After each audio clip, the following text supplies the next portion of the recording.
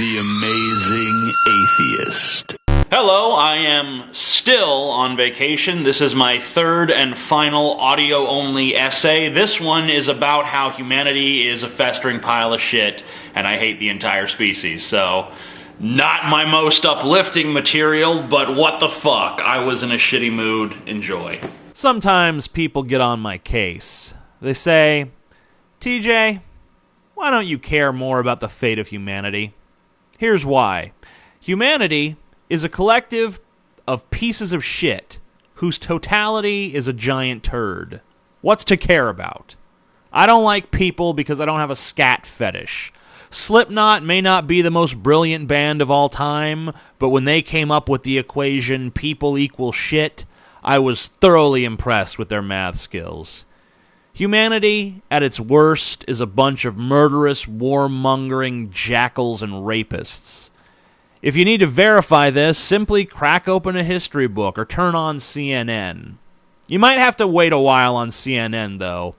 They'll probably tell you about some bimbo actress's latest dress long before they tell you about the death toll in Syria.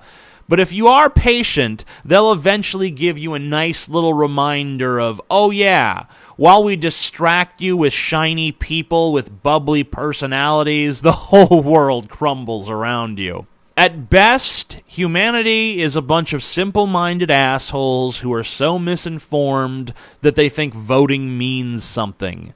Obama or Romney. That's not a drastic policy choice. That's a superficial non-choice, and any intellectually honest person knows it.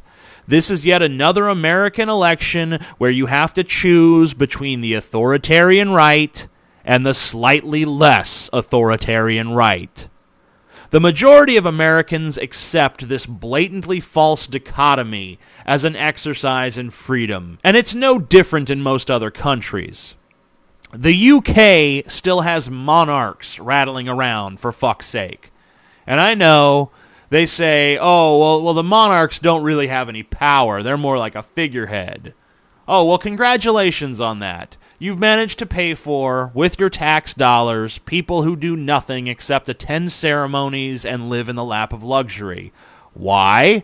Because they came out of a royal pussy instead of a peasant pussy. Yeah, you're so fucking enlightened. I don't mean to be a Debbie Downer, but I consistently fail to see what's so damn special about the human race.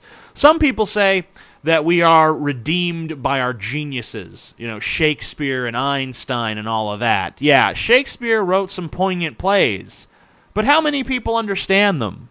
Einstein revolutionized our understanding of the cosmos, but a majority of Americans still think that everything was created by a vengeful wizard who lives in the sky. Oh, and he's invisible. I didn't mention the invisibility. We've produced some incredible minds, but, results not typical. I repeat, results not typical.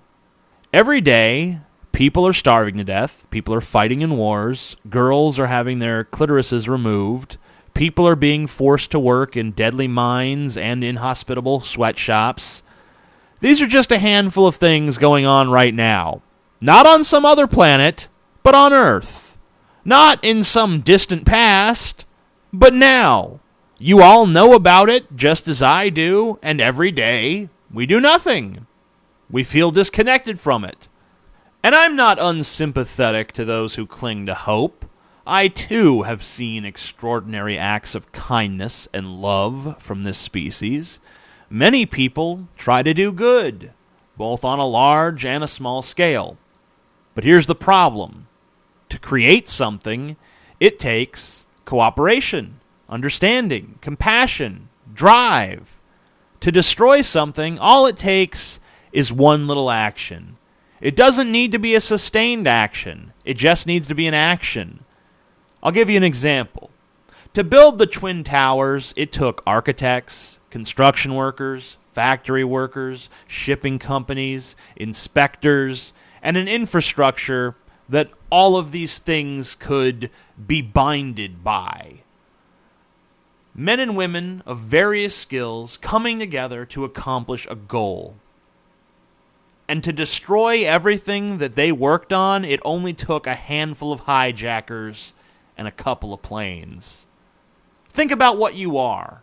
You are a miracle of evolutionary biology. You have a highly developed brain capable of greater leaps of cognition than any other species on the planet. That's what you are. And you know what? That's what John F. Kennedy was too. And his cognition was destroyed by a piece of metal that could fit into the palm of your hand.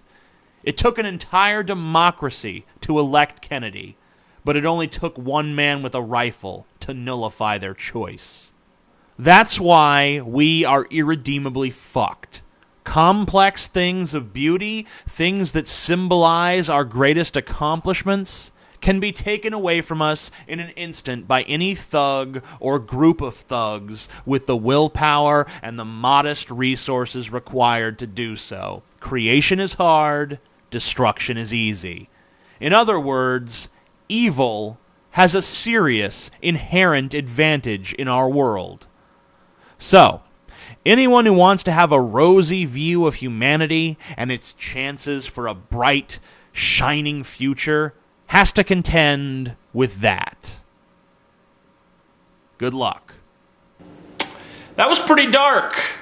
You know what it put me in the mood to do? It put me in the mood to buy merchandise. Buy this fucking shirt. I'm sorry. I have to figure out some way to shoehorn it in. The shirt. Buy the shirt. Humanity sucks. Buy a shirt.